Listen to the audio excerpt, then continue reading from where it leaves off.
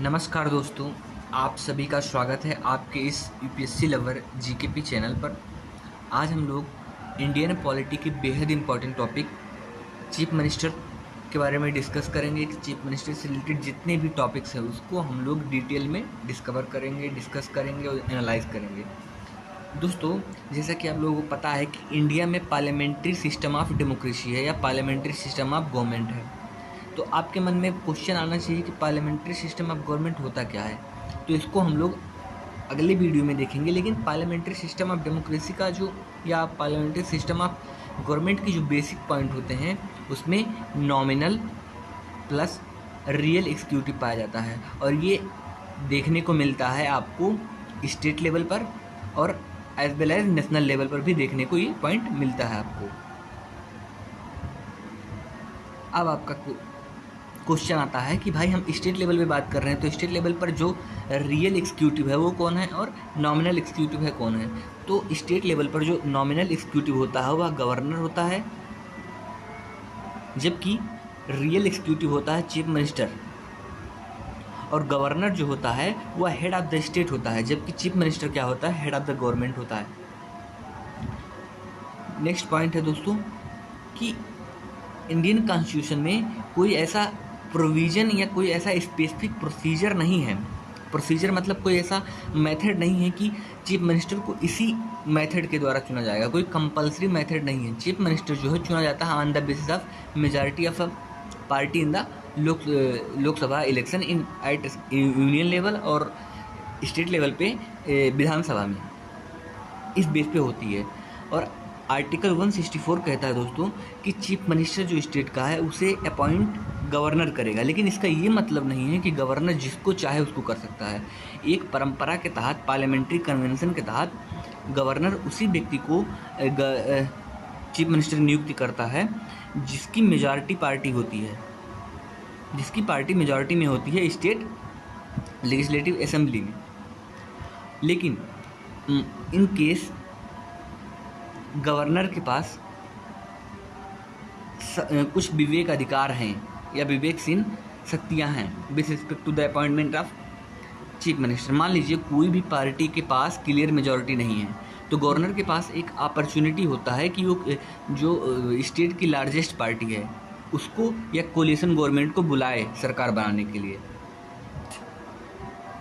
और chief minister बनने के बाद एक ही महीने के अंतर्गत जो है कॉन्फिडेंस प्रूव करना होता है उस पार्टी को या उस पार्टी के लीडर को विधानसभा में।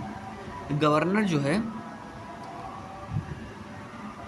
अपना एक जजमेंट एक्सरसाइज कर सकता है, उसका प्रयोग कर सकता है। मान लीजिए कि चीफ मिनिस्टर सडनली डाई हो जाते हैं और उनके बाद कौन चीफ मिनिस्टर बनेगा इसके बारे में कोई भी जो पार्टी रूल में है उसने कोई प्रोविज़न नहीं बनाया है या कोई ऑप्शन नहीं क्रिएट किया है, तो वहाँ पर चीफ मिनिस्टर अपने मन से गवर्नर किसी को नियुक्त कर सकता है।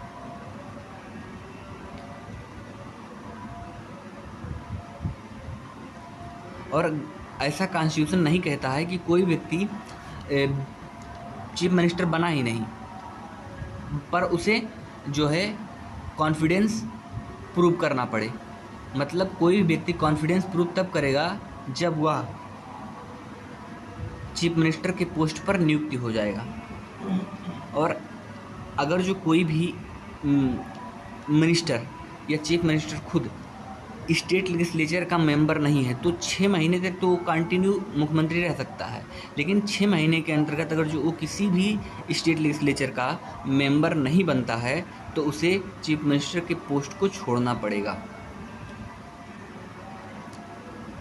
और चीफ मिनिस्टर जो है दोस्तों वो किसी भी हाउस से इलेक्टेड हो सकता है। जैसा आप लोगों को पता होगा दोस्तों कि जो स्टेट लेजिस्लेचर है वो दो हैं। स्टेट लेजिस्लेचर दो हैं। पहला स्टेट लेजिस्लेचर आपका है वो है लेजिस्लेटिव असेंबली, फिर है आपका लेजिस्लेटिव काउंसिल। ये दो है, लेजिस्लेटिव असेंबली और लेजिस्लेटिव काउंसिल है दोस्तों। लेजिस्लेटिव असेंबली और लेजिस्लेटिव काउंसिल में से किसी भी में से मेंबर हो सकता है चीफ मिनिस्टर। इसके लिए कोई मैंडेटरी नहीं है कि लेजिस्लेटिव काउंसिल का ही होना चाहिए। अब क्वेश्चन आता है दोस्तों कि चीफ मिनिस्टर को ओथ कौन देता है। तो चीफ मिनिस्टर को ओथ जो देता है वह गवर्नर एडमिनिस्टर करता है कि वो अपने ऑफिस से जाने से पहले उसे एक ओथ लेना होता है, और ये आपका ओथ रहा। ओथ एग्ज़ाम में नहीं पूछता है, जनरली एग्ज़ाम में नहीं पूछता है वो, तो ये रटने की ज़रूरत नहीं है। लेकिन हाँ, जो चीफ मिनिस्टर होता है उसे जो है सिक्रेसी का ओथ दिया जाता है, ये पॉइंट ज़रूरी है। ओथ ऑफ सिक्रेसी, क्योंकि इस पर पीवाईक्यू में क्वेश्चन हैं यूपीएससी में। और आपका ये नेक्स्ट पॉइंट है कि जो चीफ मिनिस्टर होता है दोस्तों, उनका टेन्योर फिक्स नहीं होता है कि उन्हें 5 साल शासन करेंगे, 4 साल करेंगे, 3 साल करेंगे, ऐसा कोई फिक्स नहीं है संविधान में। लेकिन एक जनरल अंडरस्टैंडिंग मानी गई है कि 5 साल बाद इलेक्शन होंगे। लेकिन इससे पहले भी जो चीफ मिनिस्टर है उसको हटाया जा सकता है नॉन कॉन्फिडेंस मोशन ला करके, और प्रेसिडेंट गवर्नर हटा सकता है। इसलिए गवर्नर हटा सकता है, इसलिए कहा जाता है कि चीफ मिनिस्टर जो है गवर्नर के प्लेजर के दौरान ही उस पोस्ट को धारण करता है, चीफ मिनिस्टर की पोस्ट को। इसके अतिरिक्त गवर्नर जो है, चीफ मिनिस्टर अपना रेजिग्नेशन भेज सकता है गवर्नर को, या गवर्नर डिसमिस कर सकता है चीफ मिनिस्टर को। और जो चीफ मिनिस्टर की सैलरीज और अलाउंसेज होते हैं, ये स्टेट लेजिस्लेचर डिसाइड करता है दोस्तों। अब आपका क्वेश्चन आता है चीफ मिनिस्टर से रिलेटेड, जो चीफ मिनिस्टर के पावर्स क्या क्या हैं, उनके फंक्शंस क्या क्या हैं। तो चीफ मिनिस्टर जो है, चीफ मिनिस्टर का जो मेन और इम्पॉर्टेंट फंक्शन है पहला, कि पहले चीफ मिनिस्टर खुद ओथ लेता है, और चीफ मिनिस्टर के एडवाइस पर ही जो गवर्नर है वो क्या करता है, अन्य मिनिस्टर्स का, अदर मिनिस्टर्स का नियुक्ति करता है, अदर मिनिस्टर की नियुक्ति करता है दोस्तों। और चीफ मिनिस्टर जो है क्या करता है, एलोकेट्स करता है या चेंज कर सकता है पोर्टफोलियोज़ को। जो काउंसिल ऑफ मिनिस्टर के जो मेंबर हैं, या काउंसिल ऑफ मिनिस्टर में जो मिनिस्टर्स हैं, उनके पोर्टफोलियो को चेंज किया जा सकता है, एलोकेट किया जा सकता है। ये कौन करेगा, चीफ मिनिस्टर ही करेगा। और चीफ मिनिस्टर जो है किसी भी मिनिस्टर को रिजाइन करने के लिए कह सकता है, या गवर्नर को कह सकता है कि इस मिनिस्टर को आप डिसमिस कर दीजिए। ये पावर है चीफ मिनिस्टर के पास। और चीफ मिनिस्टर जो है काउंसिल ऑफ मिनिस्टर्स की मीटिंग को प्रिसाइड करता है और उनके डिसीजन को इन्फ्लुएंस करता है।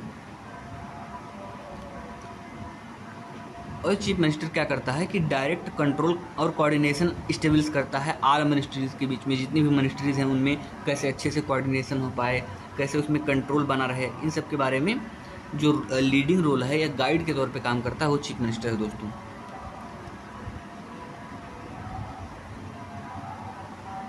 इन रिलेशन टू द गवर्नर से संबंधित क्या पावर या क्या फंक्शन होता है चीफ मिनिस्टर का। तो पहला जो इम्पोर्टेंट चीफ या वेरी क्रूशियल फंक्शन होता है गवर्नर का, चीफ मिनिस्टर का, वो ये होता है कि काउंसिल ऑफ मिनिस्टर में जो भी डिसीजन लिए गए हैं उसको कम्युनिकेट करना है गवर्नर को, ये पहला फंक्शन है।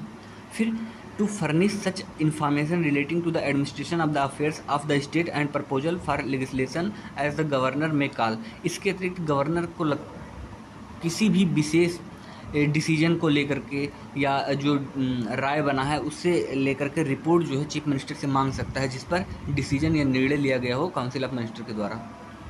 दोस्तों इसका पीडीएफ चाहिए तो आप यूपीएससी लवर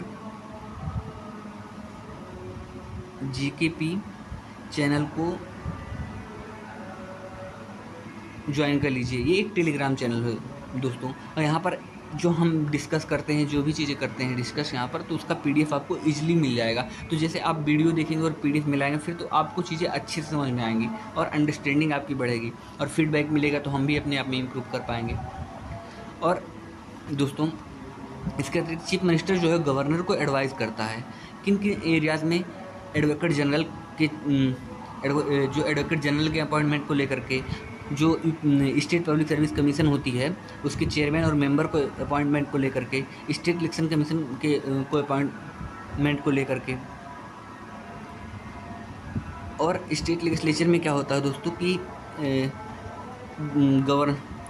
जैसे कि सेशन को बुलाना है, समन करना है, उसको प्रोड्यूस करना है, इन सब से संबंधित जो एडवाइस देता है चीफ मिनिस्टर गवर्नर को, उसी के आधार पर गवर्नर काम करता है। और जो गवर्नर होता है वह गवर्नमेंट की पॉलिसीज़ को फ्लोर ऑफ द हाउस में सेशन के स्टार्ट में डिस्कस करता है या उसको अनाउंस करता है। तो ये भी कहीं ना कहीं डिस्कशन या कोलैबोरेशन से अनाउंस होता है चीफ मिनिस्टर के। Other functions performed by chief ministers. तो चीफ मिनिस्टर, ये तो जो ऊपर हम लोग बात किए तो वो तो मेन थे, लेकिन उन सब के सिवा भी कुछ इम्पॉर्टेंट वर्क जो है चीफ मिनिस्टर के द्वारा किया जाता है। उसमें से आप कहा, जैसे चीफ मिनिस्टर क्या है, वह जो है स्टेट प्लानिंग बोर्ड का चेयरमैन होता है, पहला पॉइंट। इसके अतिरिक्त जो चीफ मिनिस्टर होता है वह वाइस चेयरमैन होता है, जो जोनल काउंसिल होती है। और जो है इसके अतिरिक्त chief minister inter state council, the governing council of NITI Aayog, इन सब में जो है वो कोलैबोरेट करता है, उसका मेंबर होता है, जो कि हेड किया जाता है प्राइम मिनिस्टर ऑफ इंडिया के द्वारा। इसके अतिरिक्त जो चीफ मिनिस्टर होता है वह चीफ स्पोक पर्सन होता है गवर्नमेंट ऑफ स्टेट। जिस स्टेट में चीफ मिनिस्टर कुछ भी कहेगा तो वो चीफ स्पोक पर्सन के तौर पे काम करता है। इसके अतिरिक्त जब स्टेट में कोई पॉलिटिकल क्राइसिस आता है पॉलिटिकल लेवल पे, तो उस समय जो क्राइसिस मैनेजर होता है, मेन क्राइसिस मैनेजर, वो चीफ मिनिस्टर ही होता है दोस्तों। इसके अतिरिक्त चीफ मिनिस्टर कई अदर राज्यों से मेमोरेंडम को साइन करता है, उनके प्रॉब्लम को देखता है, इन सब चीज़ों को तो करता ही करता है, आम बात है। फिर जो चीफ मिनिस्टर होता है दोस्तों, वह political head of the services होता है। जितनी भी सर्विसेज दी जाती हैं स्टेट में, उसका पॉलिटिकल हेड चीफ मिनिस्टर ही होता है। तो ये चीफ मिनिस्टर के बारे में दोस्तों बहुत ही इंपॉर्टेंट पॉइंट्स थे, जो कि एक प्रिपरेशन करने वाले बंदे के दिमाग में 24/7 होने चाहिए, ताकि कैलकुलेट करने में दिक्कत ना हो।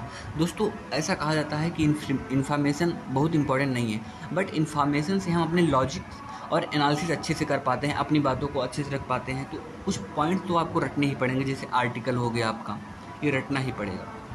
तो दोस्तों, इस वीडियो में हमने चीफ मिनिस्टर को डिस्कस किया। नेक्स्ट वीडियो में हम काउंसिल ऑफ मिनिस्टर को डिस्कस करेंगे।